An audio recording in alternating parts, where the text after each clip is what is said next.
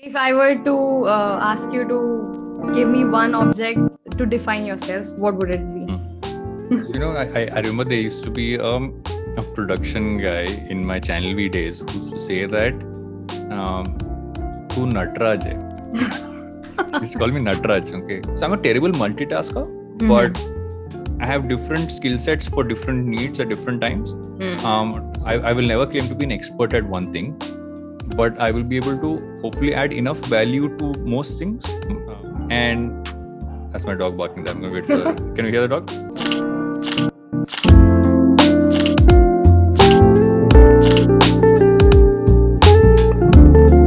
Hey Varun, welcome to the show. Thank you for having me. Looking forward to discussing whatever you wanted to talk to me about. Yeah, so today is about having great conversations, and I'm sure this one is going to be a great one. I'm really excited to learn about your perspectives on this. But before we dive deeper into that, I want to understand, why do you call yourself an accidental entrepreneur, and walk us through your journey about starting Glitch. So I don't think why I call myself an accidental entrepreneur is neither Rohit or I set out to start a company or become entrepreneurs. We quit our jobs to see what else we could do and what would be fun to do, because we had we had done a large amount of work in Channel V, and I'd done work in MTV as well before that. And the music television industry was going in a certain direction. They were moving away from music, moving away from a lot of the stuff that we enjoyed doing. And they were going like, let's do a lot more fiction content, let's do all of that. And that's not something we wanted to do. So we said, okay, where's all the fun stuff happening? And the fun stuff was happening online. And we said, let's just try that out. So literally, Rohit could direct, I could produce. I could direct as well, but his genre was more ad films and promos and commercials. I had directed a lot of reality TV, a lot of magazine content, like let's say Bollywood interviews, specials, style pieces, all that stuff. So we said, okay, we kind of can manage this. Let's just go out and get some work and see what we can do. Someone told us we have to register that as a company. So we registered as a company. We didn't even, I remember this, and this is a story he and I laugh about a lot. Someone told us that you should register for service tax. Okay. And we were like, okay, what's the limit? And I said, okay, will you do like, if you do 12 lakhs of business in 1 year beyond, I think that was the rule for him vaguely, you had to pay service tax. Below that was not required. Okay. And we're like, I don't know if we'll do that much. We'll make that much money in a year. And we realized much later that both our salaries together still did not add up to that much. I think I don't know. My math is bad. So so we were very naive, right? We just kind of said, okay, let's go see what we can do. We had one project in our kitty. We had no idea how advances work, how vendors work. At the end of our first shoot, we had 1,500 rupees between him and me. And we had to hold vendors that we do all of that stuff. So at some point, we realized we became a company. We didn't set out to start something. We didn't go, like, we had no business plan. We had no, like, oh, this is what we'll do in 5 years, 1 year. We honestly said in 3 months, if we don't get enough work, we'll go look for jobs. That was literally the only plan we had. But stuff happened. We got an interesting set of work in. We also did any kind of work. I think the good part about not having a business plan was that we picked up work which we thought we could do. And didn't really look at anything as, oh, I don't want to do this, I want to do this. So we did promos for like Disney DVDs in the early days. Like Princess and the Frog is coming out on Disney Channel. So we edit a promo for that, and the DVD is flying in the air, and there's princess sparkles happening around it and all that stuff. But on the other end, we would also keep pushing stuff we wanted to do with tech and content and stuff like that. So, but I feel that as we hired people, and as people kind of approached us to be interns, to be employees, etc., that's when we realized we were a company. But I think the term entrepreneur came much later, when he and I understood what it meant. In our heads, we were running a production company, running a business, doing whatever, but we would never call ourselves that. And also, I think we were very like, we felt we were being very pretentious if we call ourselves entrepreneurs. We didn't even, like, for instance, we didn't have any C-level designations. We thought, okay, if one person CCO, one person CEO, that will be very random. The company has 2 people in it. So we called ourselves Left Brain and Right Brain for years. Like, I think till we got acquired in 2017, my designation was Left Brain. Rohit's designation was Right Brain. And it stayed that way for years. And the only reason we did that is, okay, once again, at some point you need to have formal designations. That's when he became creative chief and I became content chief. But till then we were just left brain, right brain, even though what we did many times would be both left and right brains. But yeah, so that's a very accidental. I think that's the best decision we took, because we never put ourselves into a direction or a box. We evolved every 6 months, evolved every year. The company every year was a different company, till a point when it was large enough that it needed a certain structure and focus. And that's the fun of it.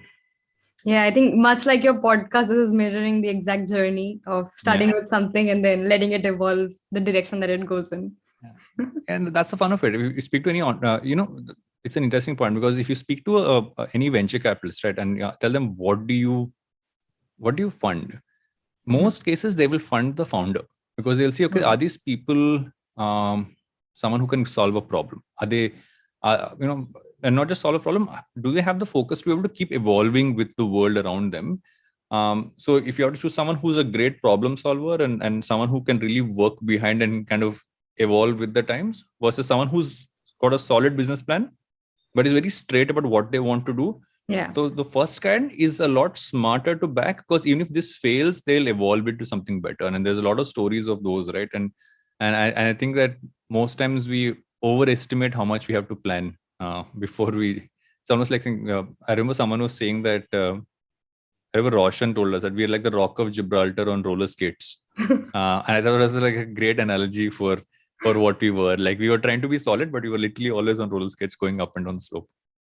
Yeah, I think having that kind of flexibility, it allows you to treat it as an experiment and be open to a lot of possibilities out there. And when people were asked this question in the interview, that where do you see yourself 5 years down the line, no one predicted the pandemic would happen, and no one predicted that the entire job scenario or their work style, lifestyle would change this way. So planning 5 years, 10 years ahead, I really don't think it's a very good idea. And people do preach about it, but it does not always work. So there is a line about that, right? Is that you need to always make sure that you are skilled enough for the future. Like, you need to know enough about what are trends that are coming up, what are the pieces that people are focusing on, and that helps you kind of be more agile. Like, you're agile because you see, okay, and to be honest, it's not rocket science. Like, for us, I remember that we would always look at what's happening in the US, what's happening in the European market, especially the US market, actually, because we would see that there was stuff happening there. And by the time the tech or just the ways of working moved to India, we would have been trying to sell that for about 6-8 months. So we were always ahead, because we just did nothing. We just literally kept reading up on what was happening. We just kept following campaigns as to what technology is being used, etc. And most times we all try to stick in one bubble of saying, okay, this is what's working in India, let's do this only right now.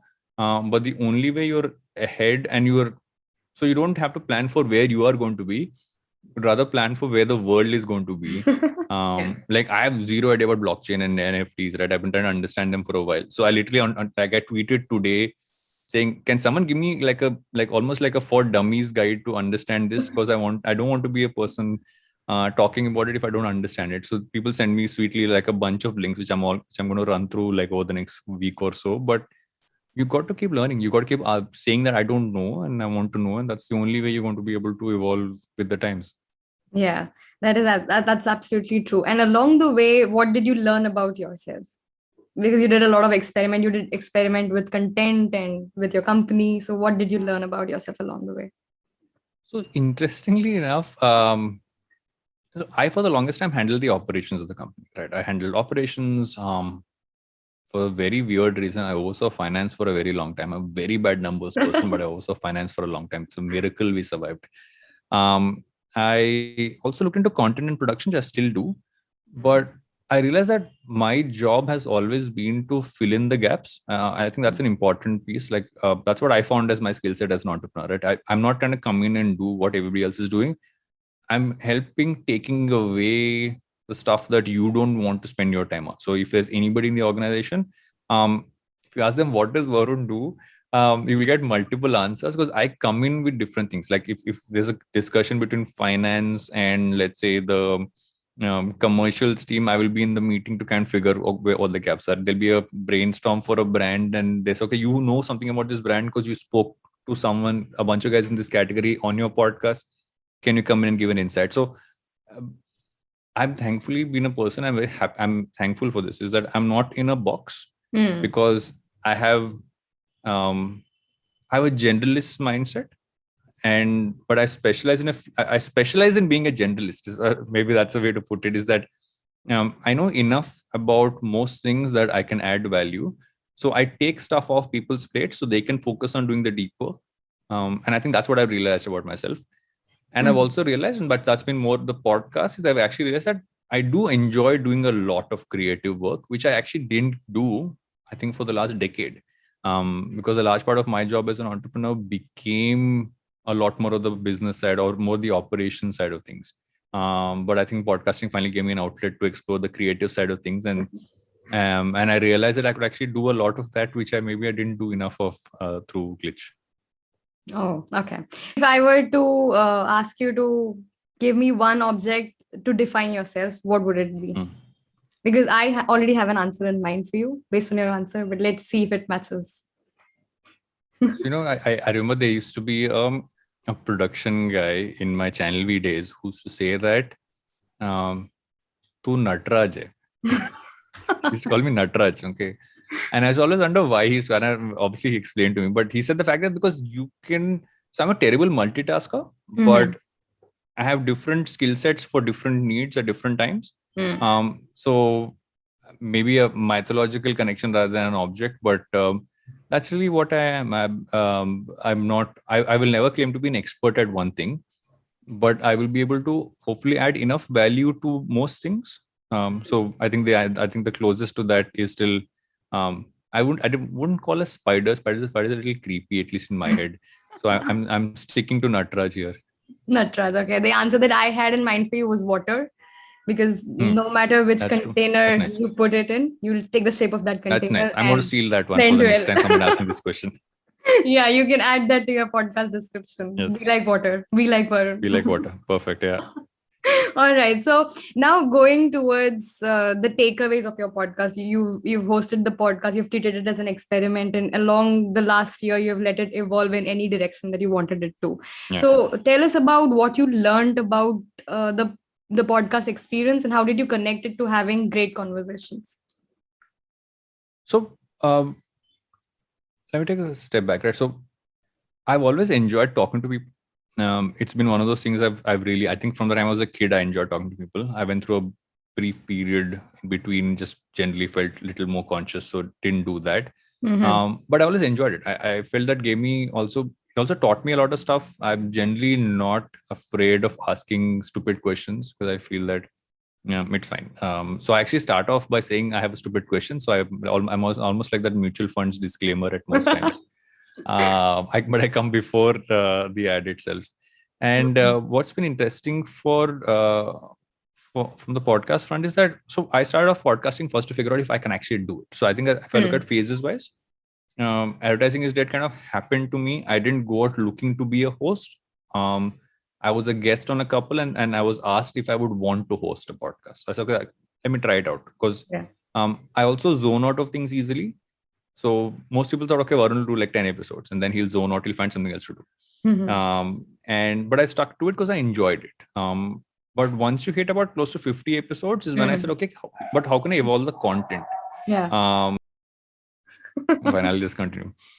So once I hit about a 50 episode mark is when I said, okay, let me look at the content. Let me see how I'm programming it. And I have to thank my years in television, because in television you learn what needs to come after what. I think in the streaming age, most times you don't look at it from that context. When you used to work in television, you say, okay, if you have a big show coming out, after that you have something small that hooks people in for a short period of time, and then you have a larger one coming later. Or how would you schedule? You do like 2 large shows in a year and do a bunch of smaller ones in between. So you would always hear about programming, and I was always interested in programming because it just kind of made sense to look at it from a broader picture. So I said, how could I program my podcast?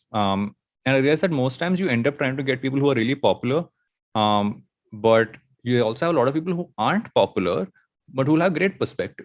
Right. So I started programming. It's okay, let's have one person who will have, let's say, a following.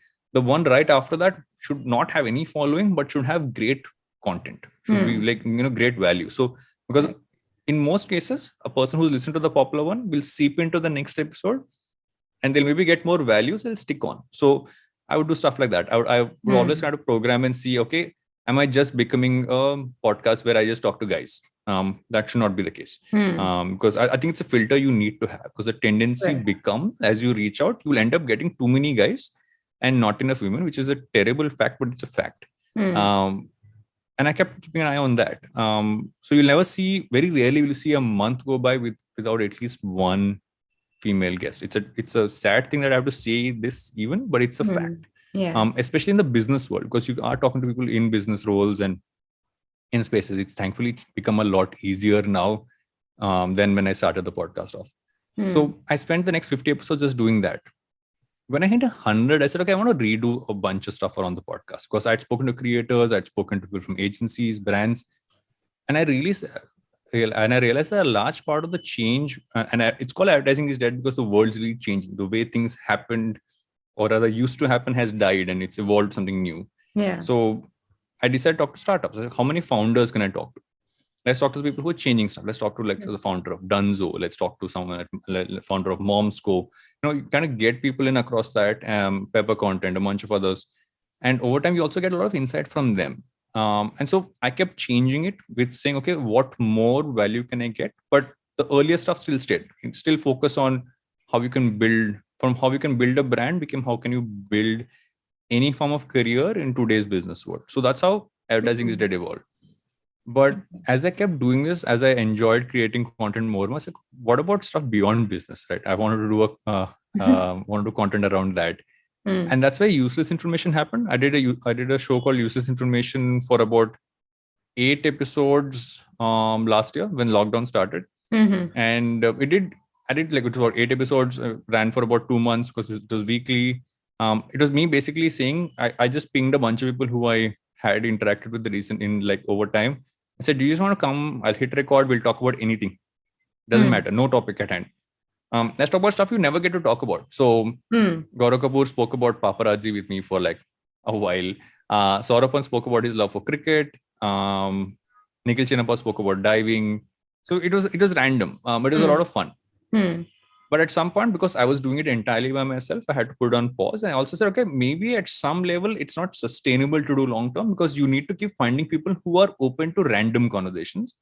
And not everybody is not only like open to it, but also not many people can do it right. Because, sometimes random can become too random as well. So that's when, I sat on it for a while and I kept experimenting. My idea was simply, what are the different forms I can do? So I started a newsletter, which has an audio format as well. I started the Varun Duggi show earlier this year, because I generally do focus a lot on, I like to call it mental fitness. And I think if you have to be mentally fit, you have to keep feeding your mind a bunch of stuff. So me learning stuff is one part of me being mentally fit. So can I just share the stuff I'm learning? Can I talk to people and ask them what they're inspired by, what motivates them?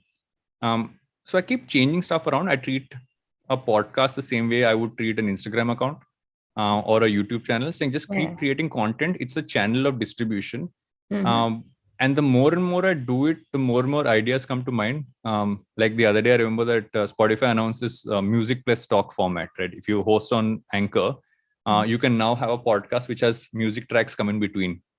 The music will only play on Spotify, but it will be almost like a radio show, right? You're talking about something, you can reference the song, go to the song, come back. Nice. Everybody who's ever heard radio wants to do that once in their life, right? So I'm like, okay, and because I've spoken to the guy at Spotify many times, I'm like, okay, I want to do this. Is it a bad idea to do this in the middle of Varun Duggi show episodes, where suddenly maybe on a Wednesday or Thursday you have a music episode come up? And they were like, no one's done it yet. You want to try it. And I was like, let me just try this. So I'll always keep thinking of ideas, because I think experimenting is the best way to do it. If you look at some of the best minds in the world, they've been able to come up with stuff because they just tried stuff out. Right. And be open to try stuff out, be open to fail at them, and also forget about them sometimes. Sometimes you put something out, you know it's not working. You also didn't enjoy it. And didn't enjoy it is more important than not working. So if you didn't enjoy it, don't do it.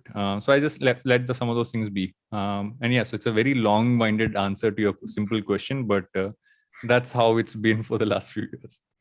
Yeah, that's a very good answer. And because you've talked about how you've experimented with the show, and not a lot of people are open to that these days, because everyone talks about finding your niche, and that just becomes ingrained in your head.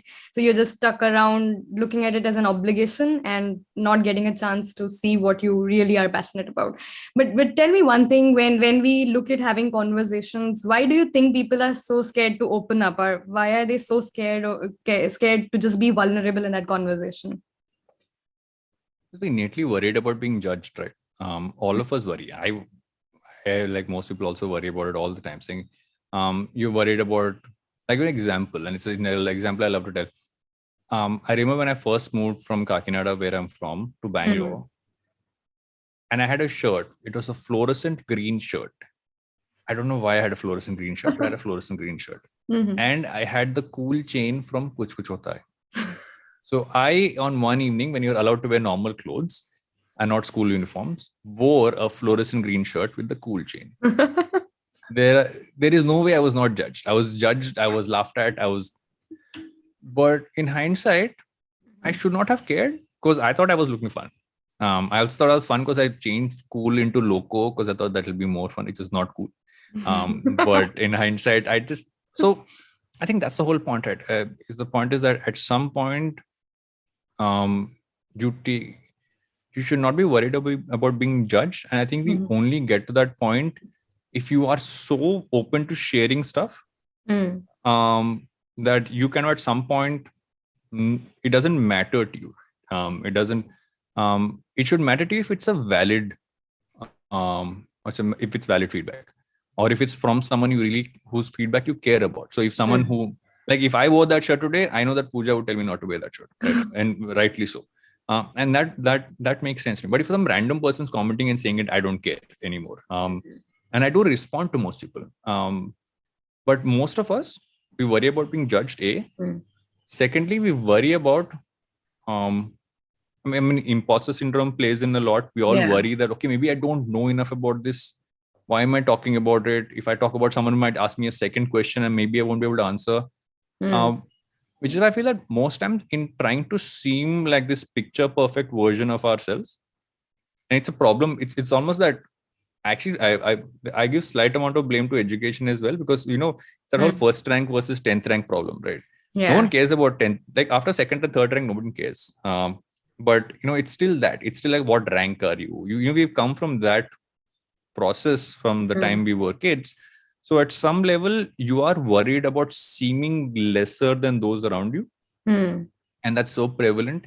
And social media in many ways also pushes that up, right? Look at follower count, look at how many likes you have, look at how many comments you have, how many followers you have. All of that feeds into it.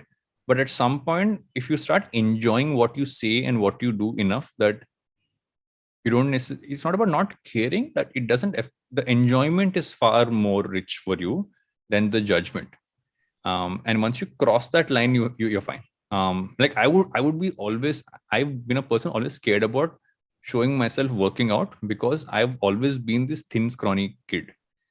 But I did put up a video, because one day I just shot something. I'm like, I'm just put it out. Let's see what happens. Now I don't care. Now I'm like, I put up videos for the Varun Tugi show to put as promos. Most times that is shot either after a workout, which means I'm sweaty, or it's right after I wake up, which means I'm in my night t-shirt, which is mostly wrinkled, and my hair is all over the place. But I'm putting it out because you cross that line eventually. It doesn't come easily. I still go back to that many times. I still worry about how someone will judge me and all that stuff. That's never going to go away. But if you just learn to enjoy what you're doing, and the disclaimers help. Look, it's a joke at Glitz that if I'm in a meeting or a brainstorm, I will always say I have a stupid idea. Or I have an idea. It might not be great, but do you want to hear it? So I'm that person. I'll always say that. I've been told that doing that many times puts down a good idea. Yeah. But I know it's helped me a lot to be able to say stuff which I was worried about saying. So yeah, we all need to find our ways of doing it. That's why people are worried. They're just worried about, I think the base of it is just being judged. Yeah, that's definitely one thing. At the core of all our conversations, we don't want to look like the stupid one. But then when you look at the conversation spectrum, there is one end at which you don't care about anything you say. So you're that open to people, and like you were in Kakinada when you talk to people about your parents and that your parents did not like them and all of that, right? So no barriers at all. The other side of the when we're conversation, kids, we don't care. yeah. We just need that kind of an attitude even when we grow, but somewhere along the way we lose it. But the other kind of the spectrum is where we just want to avoid that conversation, or we want to find our way out. We are so scared to just say something that we would rather avoid it. So where do you think people can find their balance? Because even if they approach the conversation their own way, there should be some balance that's established. So you don't have to go into a conversation trying to be the smartest person. You might want to go in as the most curious person. So you can go in, you can say, okay, what am I going into this as? You can either go into it as an expert if you are an expert. You can go into it as a learner where you're asking a lot more questions and you're being inquisitive. Or you're just being a navigator where you're like, I remember I used to bug this was chief director of photography in MTV when I was to be an intern there. And I'd go to him and ask him questions. And he would say, okay, I say, why is the camera thing like this? And he would say something else. Then I would ask him a follow-up question and a follow-up question, a follow-up question.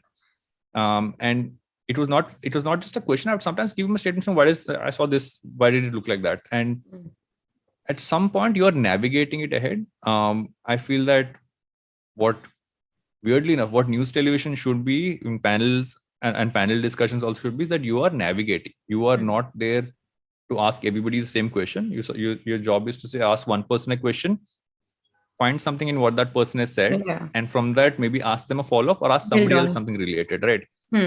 For that, you don't have to be knowledgeable. All you have to do is a good listener. You just have to listen to what someone's saying and find the thread of a question in what they're saying. So there are many ways to be, in most cases, the least knowledgeable person in a conversation, but you can actually hold a position, because if everybody was just an expert there, then nobody would listen to each other, right? Because we're all experts. We don't listen to each other. I think that's the problem we have in the world today, right? We all want to be experts. Everybody is a thought leader or a motivational speaker, and if everybody is a motivational speaker, then somebody needs that motivation, no? So you have to be the person asking for the motivation, so you can maybe be that person. So don't be scared of being that person is all I would say. The more you are open to being that person, the more you're open to being I don't think you have to be vulnerable. I feel that you can appear smart while asking a question. You can be smart in just having an odd query, and most times you need to think about the fact that even the person who claims to be an expert is also worried about how you are going to judge them. Is also worried about how you're looking at them, right? They're as worried about the things that you are worried about. It's just that they might have a little bit more knowledge, hopefully. In many cases, they might not even have that knowledge and might be faffing through it. There's this thing that used to happen, and I was caught on it during college, is that we would be told to watch the end credits of movies. Because to pay respect to everybody in the crew, right? At college, when film school, you were always taught that. So you would be those film students standing and looking at the names, and I would randomly keep reading out names, and my tone was always like, "Oh, this person, right?"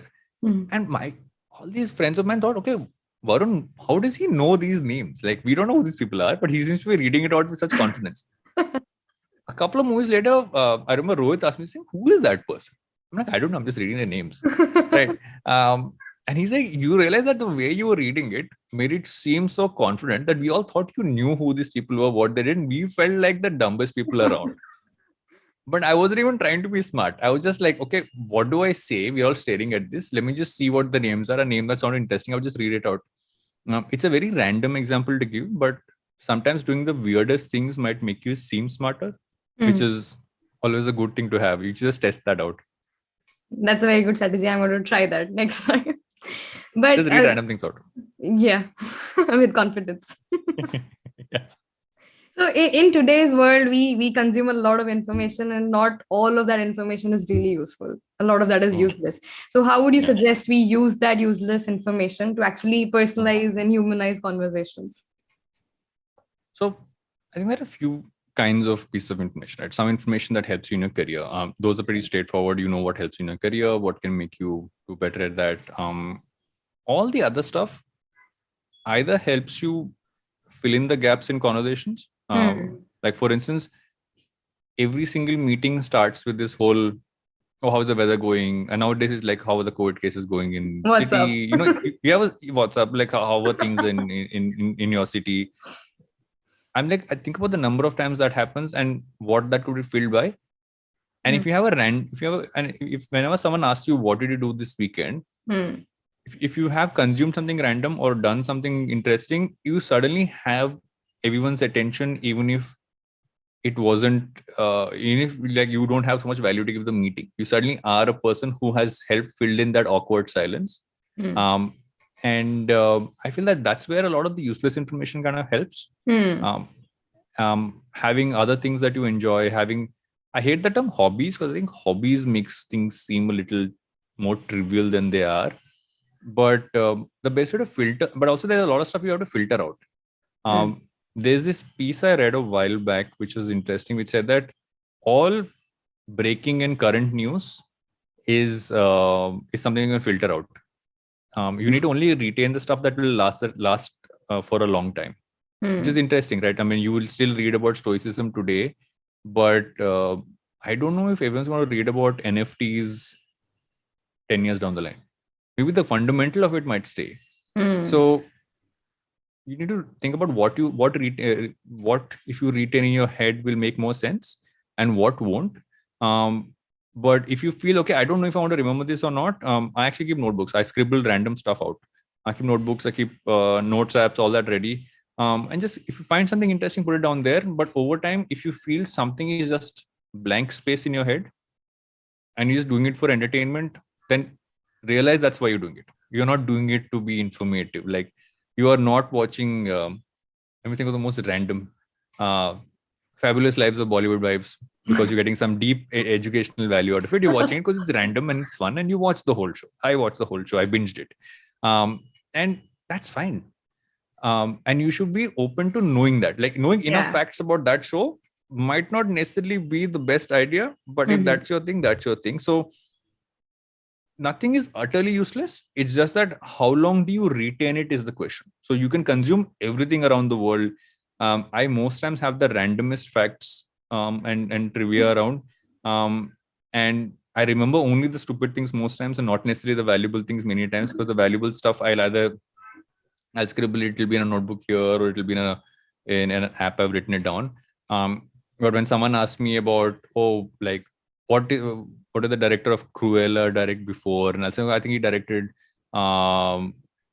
I forgot what he directed before. I remember that as of yesterday because I was mentioning that when you're watching the movie. But I'll say that. So it's fine. I think we should just keep consuming stuff. Just don't go down the algorithmic rabbit hole. I think that's the biggest problem. Is that sometimes you catch on to something that is not factually correct, and you go deeper and deeper, and because all your algorithms feed you the same kind of content. Right? So if you watch a video about any conspiracy theory, you will be fed more and more videos and more content on that. So that's why you have to be careful. But apart from that, the more you think about what you don't know versus what you know, it makes it a lot easier to consume stuff, because there is so much we don't know, and that's a good thing, right? It's not a bad thing. It gives you more opportunities to find newer things to consume, and nothing is like, at least I don't consider anything utterly useless. I think everything can be useful at some point of time. And it's just that you need to figure out how long you want to retain it in your own like RAM. I think RAM is the right word to use. Okay. So being more mindful of the information we consume and maybe categorizing the information for future. Just store it away. Yeah. Take it off. Don't try to retain it in your head. Put it down on paper, put it on somewhere else. Then you'll be happy to forget it. So tomorrow when you want to remember it, okay, I wrote it down somewhere. Let me go back to that. And that's far easier. It just cleans your mind out. And if you don't write it down, which means that you've chosen to forget it anyway. And that teaches you that if you don't have the impulse to go write it down, if anything you learn doesn't give you the impulse to write it down, saying, I hope I remember this tomorrow. Then just leave it. Like I shared a recent episode on the Varun Dugi show, which was about how you can remember things better. I'm very bad at remembering things. And I found this off a post which Wired magazine had shared in July. And I'd saved the post because I'd gone and read the article from the post. Okay. Somehow when I'm looking for something to put out in that, I'm like, let me just go through what I've saved on Instagram. And I found this post. Like, this is interesting. Let me go back to the article. So I went back to the article. I had totally forgotten I'd saved this. I had no recollection of having saved this. But at that point of time, I thought it could be interesting. So I saved it, which means that at a time when you need it, you have information available to you, but it doesn't have to be in your mind. All our mind, there's only a certain amount of information our minds can store. After that, it just goes into reset. So the best way is to just keep it in some place you can physically or digitally kind of reach out to it. So referencing that information later, but being mindful when you actually consume it to save it somewhere. Yeah. All right, that's a good strategy. And I think we just overburden ourselves with a lot of information that is not necessary. And then we don't have space for the one that we need to remember. And that's the dilemma that we are all in this digital age. That brings me to the end of the questions that I had. But tell us about where people can find you, where our viewers can find you, how can they follow your work? So I'm pretty easy to find. I'm at the rate Varun Dugi. There's DUGGI. Most social platforms, Twitter, Instagram, YouTube. I'm Varun Dugirala everywhere else. If someone wants to email me, email ID is on all the accounts. It's hellos@varundugi.com. That's hello with an S. I always say hellos. It's been a stupid habit of mine. So when we had to make the email ID, I decided to add the S. It's hellos. I was like, and that's where you can find me. And I generally do a reply to DMs. Sometimes sooner, sometimes later. And always open to hearing people out. The only thing that might delay things is always going to be how many things do I have on my plate at that moment. But beyond that, easily accessible, always up for a conversation. Right. Thank you for being on the show, Varun. It really means a lot and it was an honor to host you. I'm sure that you've given much more than conversations to this episode. People have come out of it learning a lot about reading, consumption of information, reels, and all of that. And it was amazing interviewing you. Thank you so much. Thanks for having me. It was a fun chat. I mean, I always feel that every chat I go into, I try to say what can I say which I haven't said before, and thankfully on this one I've said a lot of stuff which I haven't said before. I've realized there's enough useless stuff there at the back of my head, or useful in whichever case, to keep throwing out there, and hopefully at some point I don't run out of that flood of information. Yeah, we've seen a lot of your notebook stuff come up in this episode. Yeah. I can make thousands of reels content. Because I literally have them. If you look at my left, you'll see this is one notebook. I can literally pick up there's. You'll have a. I can keep doing this. Weirdly enough, I have a Star Wars one. Wow. So yeah.